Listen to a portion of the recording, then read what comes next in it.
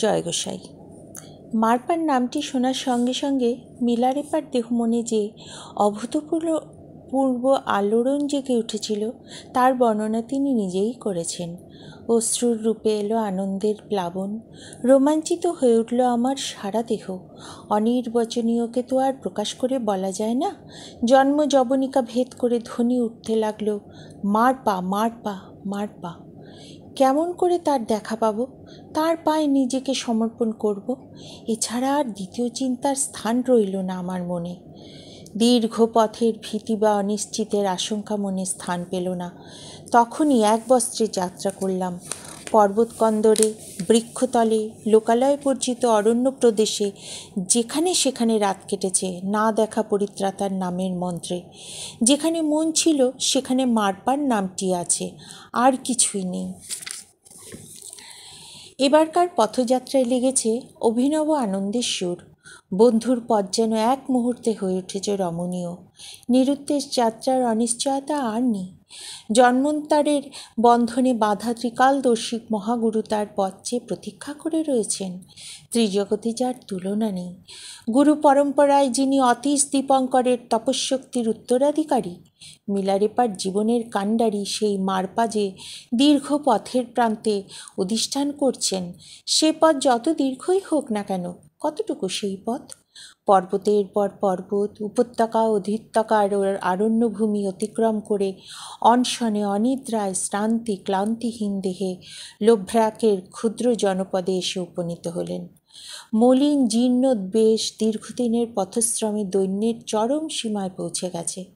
চেহারা হয়েছে রুক্ষ সূক্ষ্ম খ্যাপার মতো, কিন্তু চোখে মুখে মালিন্যের এতটুকু ছাপ কোথাও পড়েনি।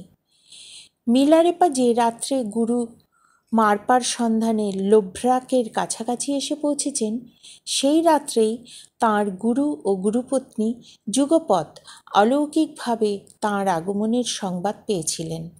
তারা দুজনেই দেখলেন মহাগুরু নারপা যেন এক অতি পবিত্র বস্তুকে যথারীতি অভিষিক্ত করবার আদেশ জ্ঞাপন করছেন। স্বপ্নের মধ্যেই যেন তারা দুজনেই এই পবিত্র অনুষ্ঠান শাস্ত্রীয় বিধিতে সম্পন্ন করলেন, এবং সঙ্গে সঙ্গে যেন সহস্র চন্দ্র সূর্যের স্নিগ্ধোজ্জ্বল জ্যোতিতে গগনমণ্ডল সমুদ্ভাসিত হয়ে গেল। ত্রিলোক পরিব্যাপ্ত করে উঠল জয়ধ্বনি। অন্তরিক্ষ থেকে পুষ্পবৃষ্টি হতে লাগল। ব্রাহ্ম মুহূর্তে গুরু ও গুরুপত্নী উভয়েই জেগে উঠলেন। স্বপ্ন বৃত্তান্ত সবিস্তারে বর্ণনা করে গুরুপত্নী জিজ্ঞাসা করলেন, এর অর্থ কী? মনে মনে দুটি স্বপ্নের মূলগত ঐক্যে বিস্মিত হয়ে মারপা বললেন, স্বপ্ন স্বপ্নই, যার কারণ নেই তার অর্থ বলবো কেমন করে? আমি এখনই শস্যক্ষেত্রে হলকর্ষণে যাব, তার সমস্ত ব্যবস্থা করে রাখো। অতিমাত্রায় বিস্মিত হয়ে গুরুপত্নী বললেন, তুমি কোন দুঃখে নিজে হলকর্ষণে যাবে? তোমার লোকজনের অভাব কি? নিজের হাতে লাঙল ঠেললে লোকে বলবে কি? হৃষ্টচিত্তে মারপা বললেন, তা বলুক, আমার ক্ষেত আমি কর্ষণ না করলে আর কে করবে? প্রয়োজন হয়নি তাই এতদিন করিনি। লোকজন দিয়ে কি আর সমস্ত কাজ হয়? পানীয় ছাঙের যেন ভালো রকম ব্যবস্থা হয়। আমার নিজের জন্য তো বটেই, তাছাড়া অতিথি অভ্যাগতের জন্য যথেষ্ট পরিমাণে ছাং মাঠে পাঠিয়ে দাও।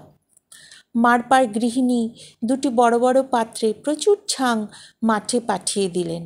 অতিরিক্ত পাত্রটি নিজের টুপি চাপা দিয়ে একপাশে রেখে গুরু মারপা মহানন্দে হলকর্ষণে ব্রতী হলেন এবং অনেকখানি জমি চাষ করে এক বৃক্ষতলে পথের দিকে চেয়ে বসে রইলেন।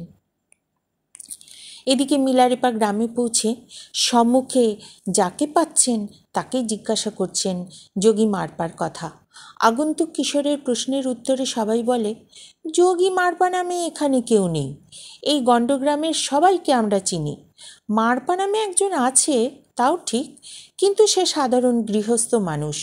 জমি জায়গা ক্ষেত খামার নিয়ে তার কারবার। লামাদের এই দেশে লামা সবাই, কিন্তু যে রকমের গুণী লোক তুমি সন্ধান করছো তেমনটি কেউ এখানে নেই। লামা মারপা যার নাম, ওই দূরে দেখা যাচ্ছে তার বাড়ি। বেশ সম্পন্ন গৃহস্থ, খানদানি ঘর, এই পর্যন্ত। কেমন করে যেন মিলারেপা বুঝে নিলেন যে এই মারপাই তার উদ্দিষ্ট, তার ইহকাল পরকালের পরমতম অবলম্বন। আরও কিছু দূর অগ্রসর হবার পরে সৌম্য সুবেশ সম্ভ্রান্ত এক বালকের সঙ্গে তার দেখা হলো। জিজ্ঞাসার উত্তরে বালকটি বলল, আমারই বাবার নাম মারপা। তিনি কি না তা তো আমি জানি না। আমার বাবা এক খেয়ালি মানুষ। যখন তখন ঘরবাড়ির জিনিসপত্র সর্বস্ব বিক্রি করে তাল তাল সোনা নিয়ে তিনি অনেক দূরে ভারতবর্ষে চলে যান। কয়েক মাস পরে রিক্ত হস্তে ফিরে আসেন পাহাড়ি মোষের পিঠে বস্তা বস্তা হাতে লেখা কাগজের বোঝা নিয়ে। তাকে তোমার কী প্রয়োজন তা তুমিই জানো। আজ তিনি বাড়ি নেই। কী খেয়াল হয়েছে কে জানে, ভোট না হতেই লাঙল নিয়ে জমি চাষ করতে বেরিয়ে গেছেন। আমার জ্ঞানে আমি তাকে কখনো জমি চাষ করতে দেখিনি। ওই পথ ধরে বেশ খানিকটা দূর চলে গেলেই তুমি তাকে দেখতে পাবে। নির্দিষ্ট পথ ধরে মিলা এগিয়ে চললেন। শরতের সোনার আলোয় স্নান করে পার্বত্য প্রদেশ বিমুগ্ধ দৃষ্টিতে তার মুখের পানে চেয়ে আছে। পাহাড়ের গায়ে খাঁজ কাটা জমির ফালিগুলি স্তরে স্তরে নেমে গেছে। আঁকাবাঁকা পায়ে চলা পথটি এই সমস্ত জমির গা ঘেঁষে যেন কোনো অনন্তের পানে কোথায় গিয়ে মিলিয়ে গেছে। যতদূর দৃষ্টি যায় পাহাড়ের পরে পাহাড়ের সারিগুলি যেন বিশ্বকর্মার নিজের হাতে সাজানো এক সীমাহীন অনন্তের পটভূমিকা রচনা করে রেখেছে। দূর দিগন্তে নীল নভস্থল যেন অরণ্যানীর বুকের উপরে ঝুঁকে পড়ে একান্ত মমতায় পৃথিবীর সাজানো খেলাঘরটিকে দুচোখ ভরে দেখবার জন্য ব্যাকুল হয়ে চেয়ে আছে। বহিঃপ্রকৃতির এই নয়নাভিরাম সৌন্দর্য তাকিয়ে দেখবার মতো অবসর বা মনোভাব মিলারিপার ছিল না। কিছু দূরে একটি নিঃসঙ্গ মানুষ আপন মনে হলকর্ষণে নিযুক্ত। আশেপাশে কেউ কোথাও নেই।